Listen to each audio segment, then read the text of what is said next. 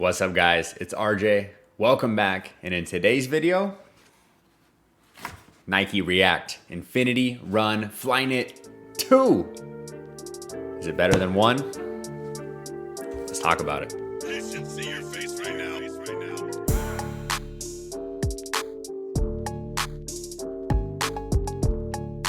All right, so as usual, this video contains my thoughts, my opinions, my outlook on the sneaker. Take it for what it's worth with a grain of salt. Now let's dive into these Nikes right here. I will at the very end of this video link version 1 of this shoe, which I unfortunately prefer. So let's get into these and I'll tell you why I prefer iteration number 1 over iteration number 2, even though 2 should be better. In this case, I don't think it is. First and foremost, here they are, the Infinity Run Flyknit React Part 2, a name that's way too long in my opinion, but nonetheless, as always, we will take one, put one aside, and discuss what we like, what we dislike, all the good things, all the bad things, and there you have them right there. Up close, as usual, I wear my shoes before every review because what's a review without something to actually talk about and review, right? So as usual, we start with the upper. We'll work our way from the front of the toe box all the way to the back panel of the shoe, make our way down to the midsole, head down to the outsole. Full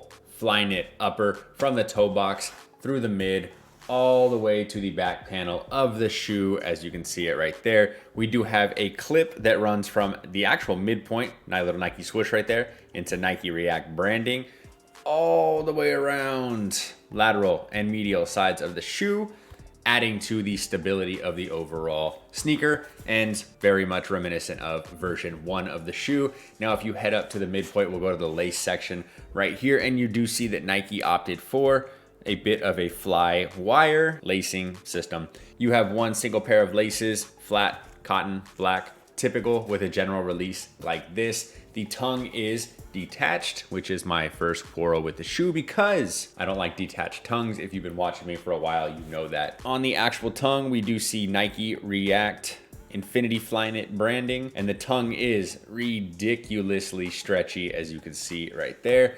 Flip over to the back, it does say Nike on one side. The reverse on shoe 2 does say 1972.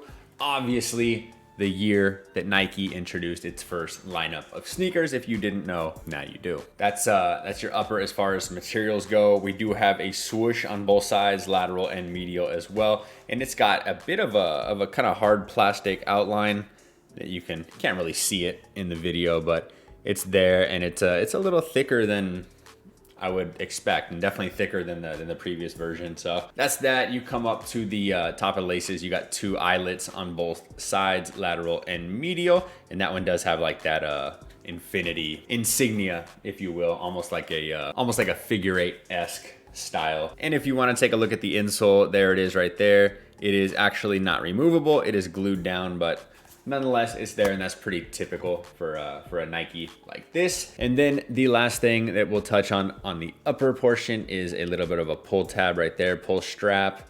And some people use them, some people don't. Now, before we head down to the midsole and the outsole, my biggest quarrel with this shoe is going to be all the excess padding around the ankle collar right here. It's more of a traditional sneaker in that sense, but it doesn't feel anything like the original. If I'm mistaken, I thought the original was a lot thinner, you know, similar to like the original Flyknit runners or racers.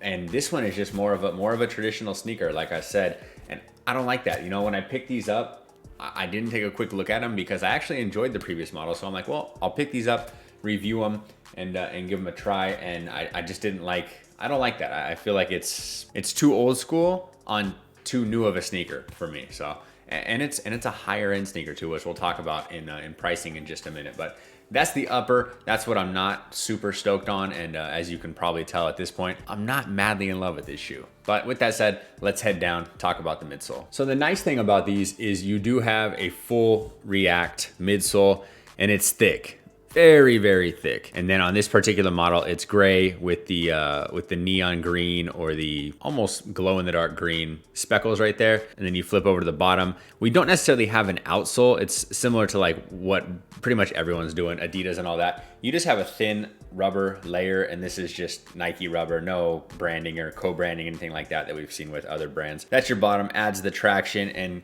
pretty much protects the React from actually hitting, you know, all the dirts, asphalts, anything that you're running on, just the elements, if you will, and then flip over to the medial side and you're dealing with the same exact thing.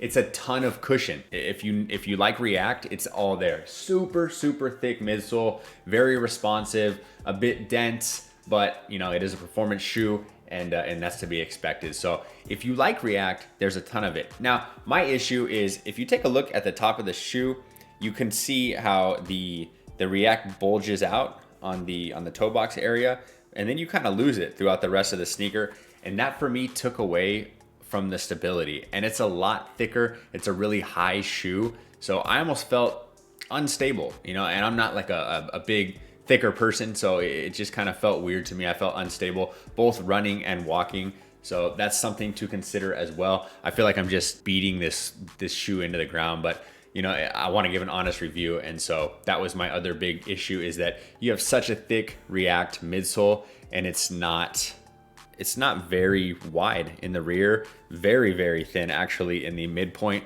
And so I just lost a bit of stability. It just didn't feel like the greatest thing on foot, even just walking around. So that's your midsole, your outsole, all of that stuff. Get one more quick look. You do have a Nike swoosh back there on the back panel that I probably forgot to mention. Outside of all that, $160 is your price point on these. I'm not happy with that. I don't know. I think they took a step backwards with version 2. And if it were a step forward, if it was version 1 with a little more to it, newer technology, higher quality materials, whatever the situation, I might have been about it. It's not awful for the first one. The first one, $160 made sense.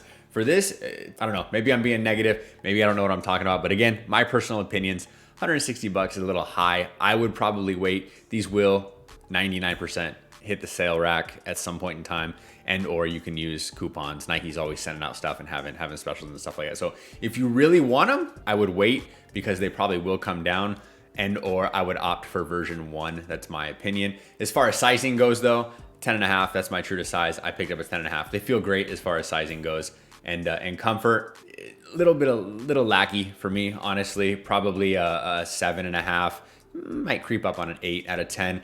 Not my favorite Nike, and that sucks, because I was very, very much looking forward to the updated version of these. I know others have different opinions on this shoe, and some people are happy with how it turned out.